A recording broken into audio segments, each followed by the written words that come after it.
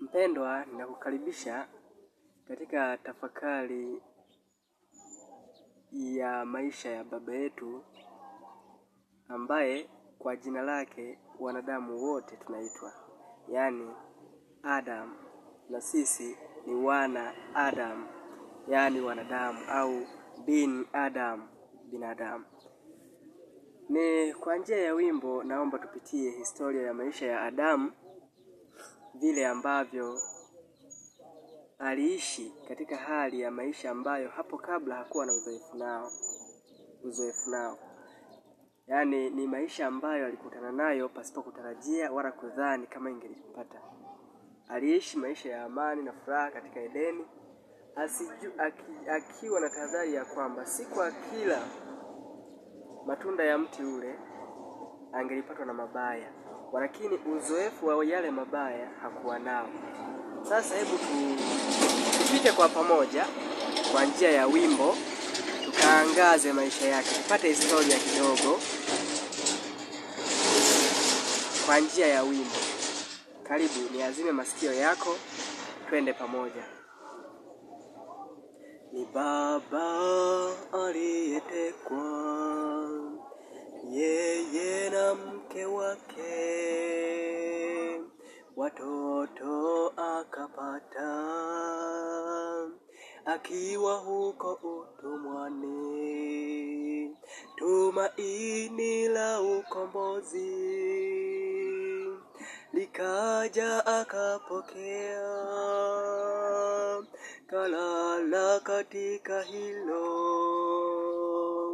akisubiri ufufuo, tumaini la ukombozi likaja akapokea, kalala katika hilo, akisubiri ufufuo. Adamu aliishi maisha ya huzuni, akishuhudia matokeo ya dhambi. Alitupiwa lawama kila wakati, kifo kilikuwa pumziko.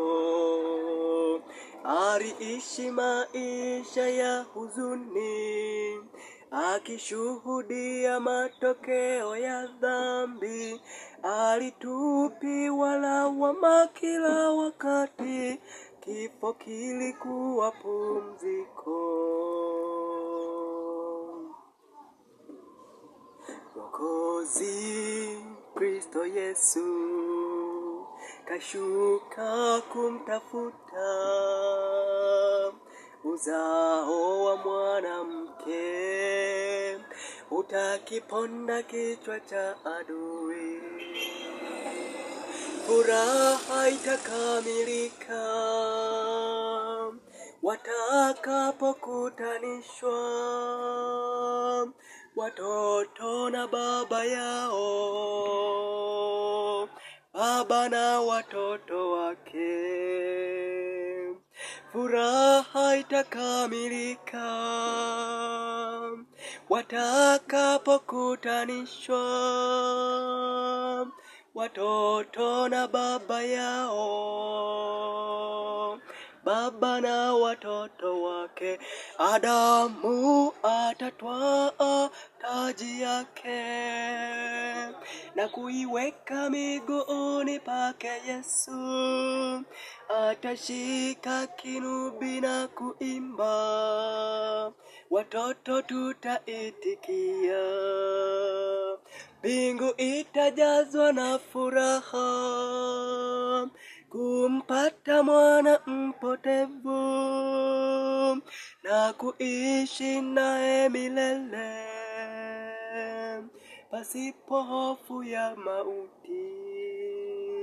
Mbingu itajazwa na furaha kumpata mwana mpotevu na kuishi naye milele pasipo hofu ya kaburi.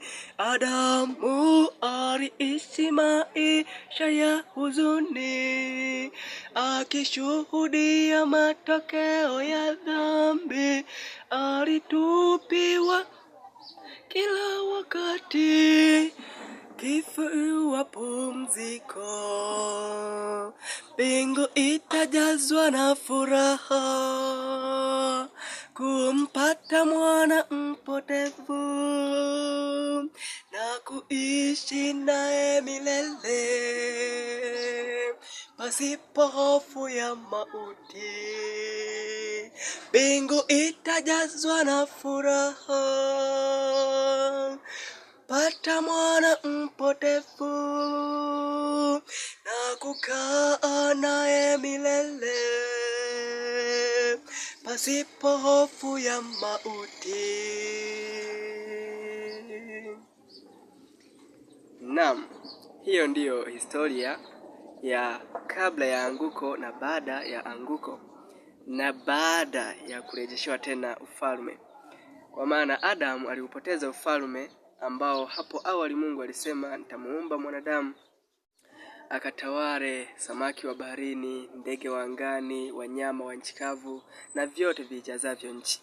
Lakini baada ya adui kuja, alimlaghai na kumnyang'anya vitu vyote, na hata anajinadi mbele za Yesu kwenye kitabu cha Luka sura ya 4 akimwambia, nitakupa hivi vyote kama ukinisujudia, maana vyote vimeweka mikononi mwangu, nami humpatia kila nimtakaye. Kwa hiyo tangu Adamu aliporuhusu ushawishi wa adui, dunia hii na mali zake zote zikawa chini ya shetani.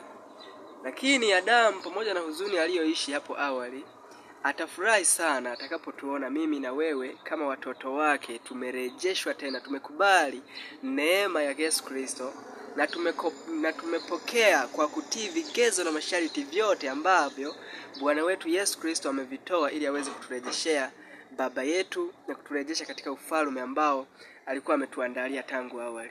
Kwa hiyo ni jukumu langu mimi na wewe. Furaha itadhihirika.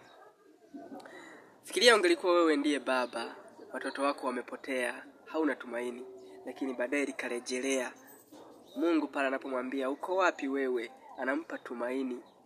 Kwa hiyo tutakapokutana Adamu pamoja na sisi watoto wake, yani aliye chanzo cha wanadamu wote, tukakutana naye uso kwa uso, yeye mwenyewe atafurahi sana kuniona mimi na wewe tumefika katika ufalme wake. Lakini heshima na utukufu atamrudishia Bwana wake Yesu Kristo, maana ndiye mkombozi aliyekomboa uzao wake pamoja na yeye pia. Haleluya mpendo.